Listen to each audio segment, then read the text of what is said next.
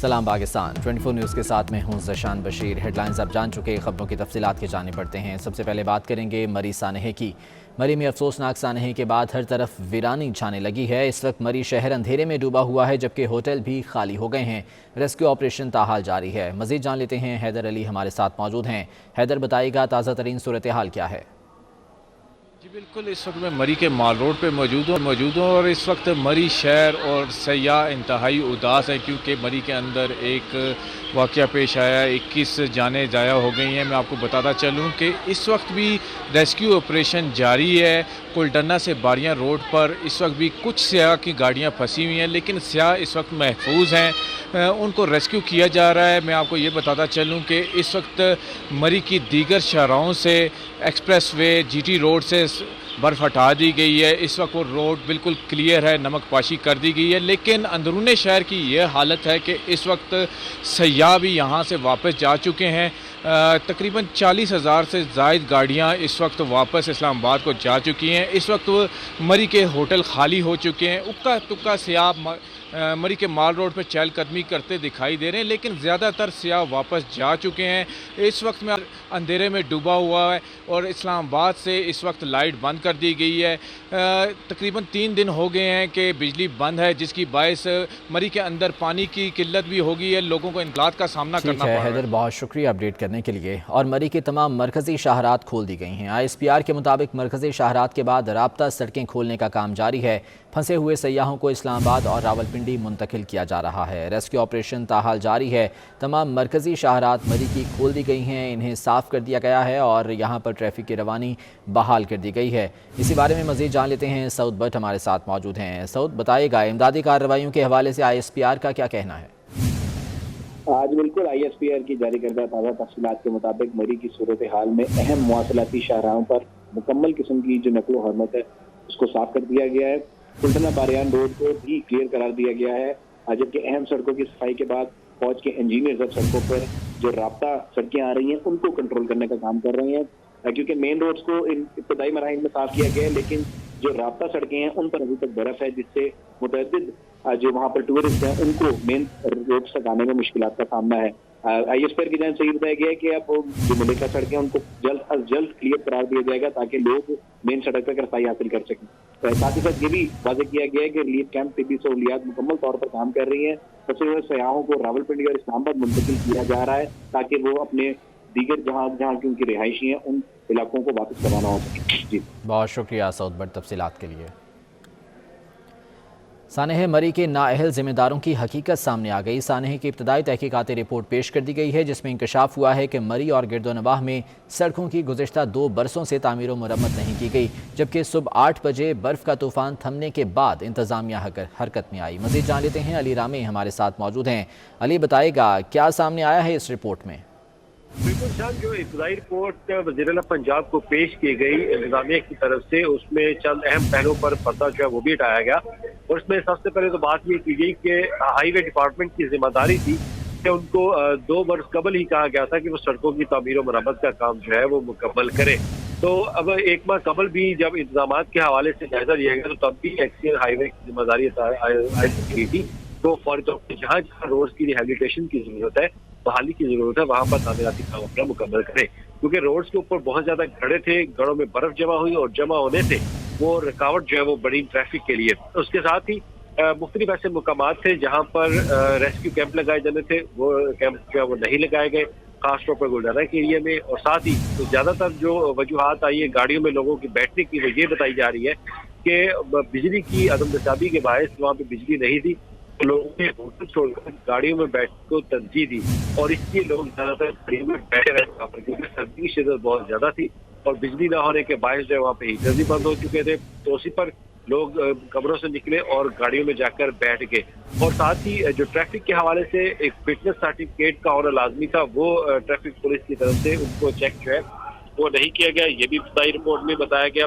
اور ساتھ جو نمک پاشی کے حوالے سے جو مختلف کیمپ لگائے گئے تھے ان پر بھی عمل درآمد جو ہے وہ نہیں کیا گیا۔ اور اس پہ جو ابتدائی رپورٹ میں بتایا جا رہا ہے وہ یہی کہ سب سے پہلے تو ہائی وے ڈپارٹمنٹ کی ذمہ داری تھی کہ وہ سڑکوں کی تنظیم و رہائش اور وہاں پہ ریہیبلیٹیشن کا کام جو ہے وہ مکمل کرے، لیکن وہ نہیں کیا گیا۔ اور ساتھ ہی جو اہم ایشو تھا وہ یہ تھا کہ جو بڑی ہیوی مشینری ہے اس کو پر وقت پہنچنا چاہیے تھا، لیکن برف رکنے کے باوجود، برف باری تھمنے کے باوجود ڈرائیور حضرات جو بڑی بڑی مشینوں کے تھے وہ لیٹ وہاں پر پہنچے. تو یہ بھی ایک اہم وجہ بنی کہ برف ہٹانے کا کام جو ہے وہ جلد از جلد نہ ہوا. اور اسی پر آپ نے دیکھا ہوگا کہ وزیر پنجاب نے باقاعدہ نوٹس بھی لیا کہ مشینری جو ہے وہ فوری طور پر بر وقت جو ہے وہ وہاں پر پہنچنی چاہیے تھی. اور ساتھ ہی اٹھایا گیا کہ پارکنگ پلازا بنایا جائے. پارکنگ پلازا نہیں ہے تو وہاں پہ پارکنگ کی جو گاڑیاں پارک کرنے کے حوالے سے کوئی خاص جگہ نہیں ہے، مناسب انتظامات نہیں ہے. تو اس پر وزیر اعلیٰ پنجاب نے ثانیہ کے بعد اب احکامات دیے کہ فوری طور پر وہاں پہ 2 پارکنگ پلازے جو ہے وہ تعمیر کیے جائیں. تو ابتدائی رپورٹ میں خاص طور پر روڈ کے حوالے سے، ٹریفک پلان کے حوالے سے، اور جو وہاں پہ سنو جو ریموو کرنے کے لیے وہاں پہ بڑی بڑی مشینری ہوتی ہے ان کے حوالے سے ابتدائی طور پر یہ رپورٹ وزیر اعلیٰ پنجاب کو پیش کی گئی، جبکہ ٹریفک کا کاؤنٹ ڈاؤن بھی پیش کیا گیا. تو اس پر load management, traffic load management پر وزیر اعلیٰ پنجاب نے باقاعدہ برہمی کا اظہار جو ہے وہ بھی کیا. ٹھیک ہے علی رامی، بہت شکریہ تفصیلات کے لیے. پنجاب حکومت نے سانحہ مری میں جاں بحق افراد کے لواحقین کے لیے مالی معاونت کا اعلان کر دیا. جاں بحق افراد کے لواحقین کو 1 کروڑ 76 لاکھ روپے ملیں گے. وزیر اعلیٰ پنجاب عثمان گلزار کی زیر صدارت مری میں اعلیٰ سطح کا اجلاس ہوا، جس میں ایڈیشنل چیف سیکرٹری ہوم کی سربراہی میں اعلیٰ سطح کی انکوائری کمیٹی بنانے کا فیصلہ کیا گیا. کمیٹی 7 دنوں میں ممکنہ غفلت کے مرتکب افراد کا تعین کرے گی، جبکہ رپورٹ کی روشنی میں ذمہ داروں کے خلاف 7 روز میں کارروائی کی جائے گی.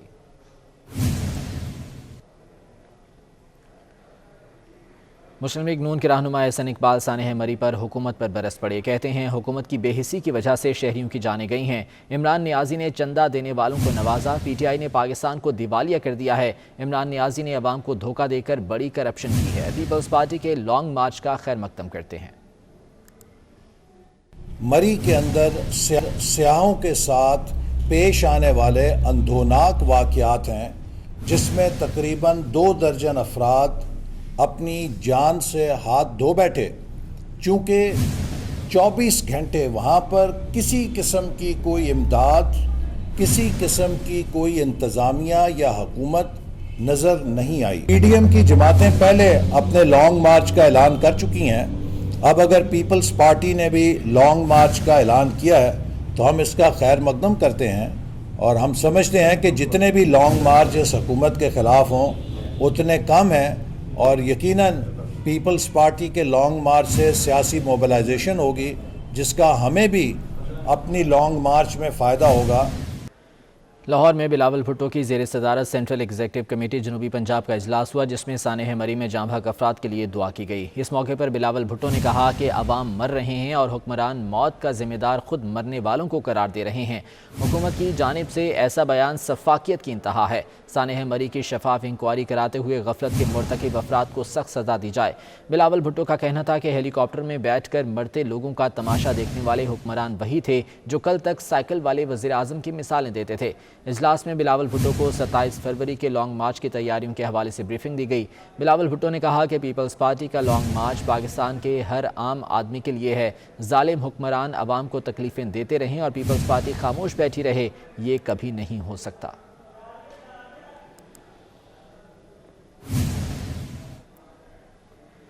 سیاحوں کے لیے مری اور گلیات جانے پر پابندی مزید 24 گھنٹے برقرار رہے گی. وفاقی وزیر داخلہ شیخ رشید احمد کا کہنا ہے کہ مری اور اطراف کے رہائشی شناختی کارڈز دکھا کر گزر سکیں گے.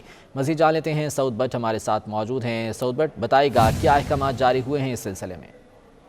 آج بالکل سانحہ مری کے بعد وزارت داخلہ بھی میدان میں ہے، اور وزیر داخلہ کے تازہ بیان کے مطابق مری کے اندر داخلے پر تاحال پابندی جو ہے وہ برقرار ہے. سیاحوں کے لیے اسلام آباد کے راستے مری اور گلیات جانے کے لیے مزید 24 گھنٹے یہ پابندی برقرار رہے گی. وزیر داخلہ نے مزید یہ بھی واضح کیا ہے کہ مری اور ملکہ علاقوں میں رہنے والے جو وہاں کے رہائشی ہیں لوکل، وہ صرف شناختی کارڈ دکھا کر انٹر ہو سکتے ہیں.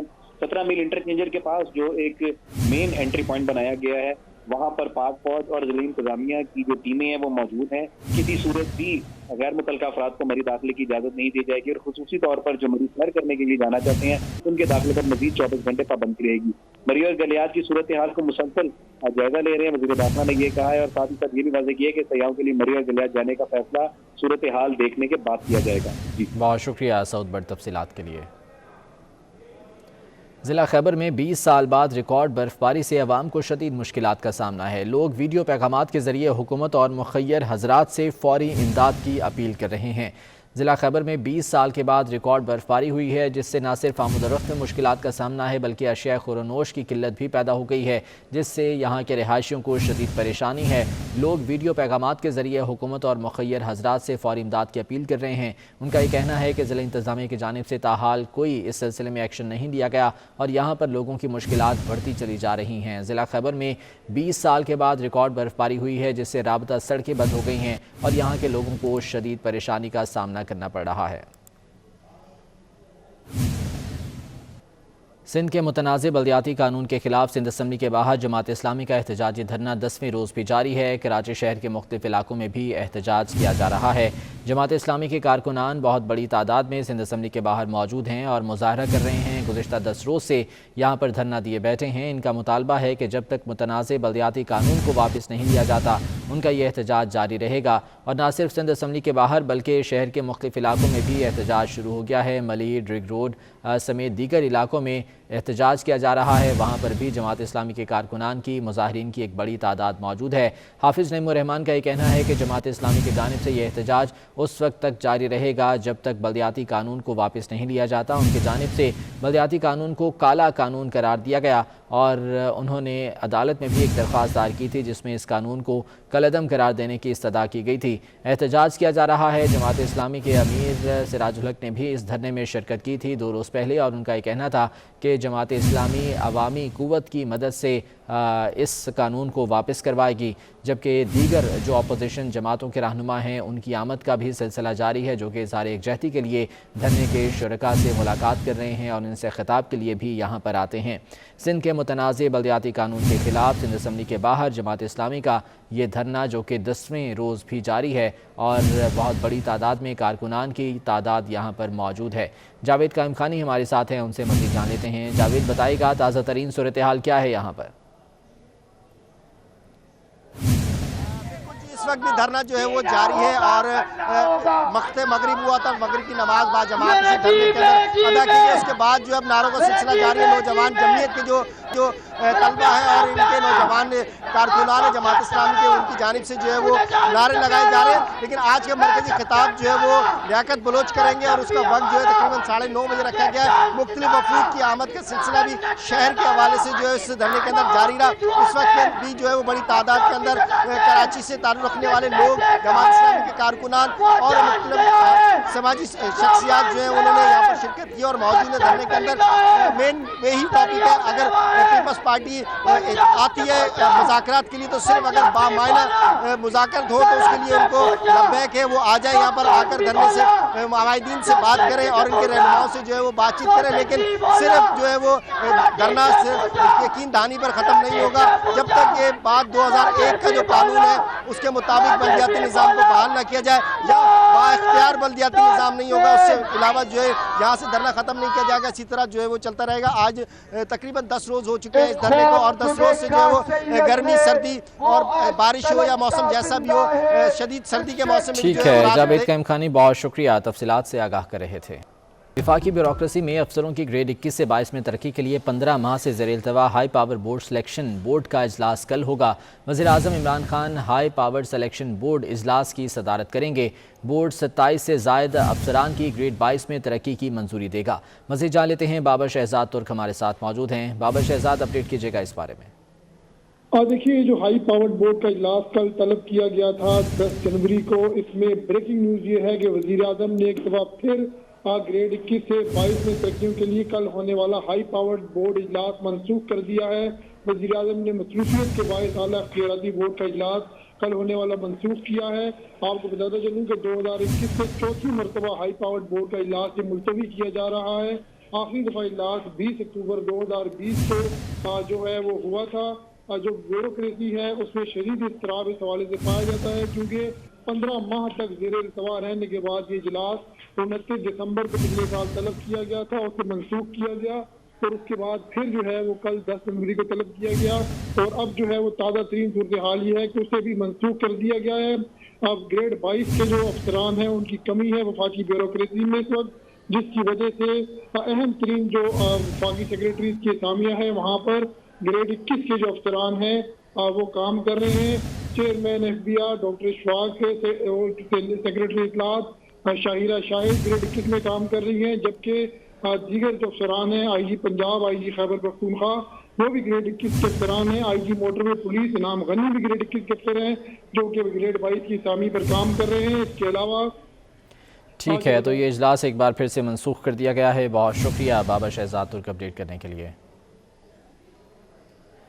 वज़ीर आला सिंध सैयद मुराद अली शाह की मेज़बानी में छठी सूबाई राबता कमेटी के इजलास में वफाकी वज़रा असद उमर और अमीनुल हक, सूबाई वज़रा Saeed Ghani, Nasir Shah, administrator Murtaza Wahab, core commander Karachi lieutenant general Mohammad Saeed और दीगर ने शिरकत की। तफसीलात के लिए ये रिपोर्ट देखते हैं।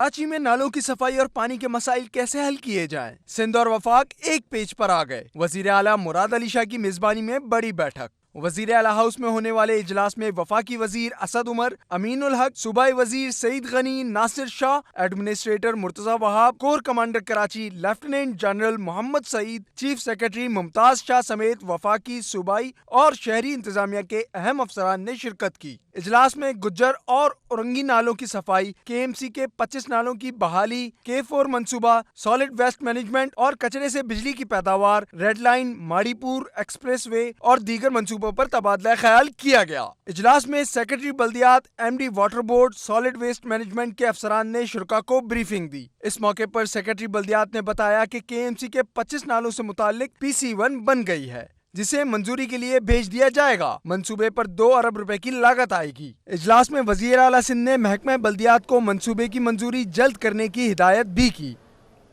गैस की किल्लत के बायस मुल्की बरामदात शदीद मुतासिर हो गई। एग्जीक्यूटिव डायरेक्टर एप्टमा शाहिद सत्तार के मुताबिक गैस बहरान के बायस $250 मिलियन की बरामदात के ऑर्डर्स मनसूख हो गए। एप्टमा ने मुशीर तिजारत अब्दुल रज़ाक दाऊद को ख़त भी लिख दिया है और बिजली की फराहमी में तातुल पर एहतजाज किया है। गैस की किल्लत के बायस मुल्की बरामदात शदीद मुतासिर हुई हैं। ओमिक्रॉन तेज़ी से फैलने लगा। लाहौर में ओमिक्रॉन खतरनाक हद तक बढ़ने लगा है। शहर में ओमिक्रॉन के मजीद 44 केसेस सामने आ गए। मजमूई केसेस की तादाद 286 हो गई। उधर खैबर पख्तूनख्वा में ओमिक्रॉन केसेस की तादाद 8 हो गई है। सूबाई दारुल हुकूमत पेशावर में ओमिक्रॉन के 6 केसेस की तस्दीक हुई।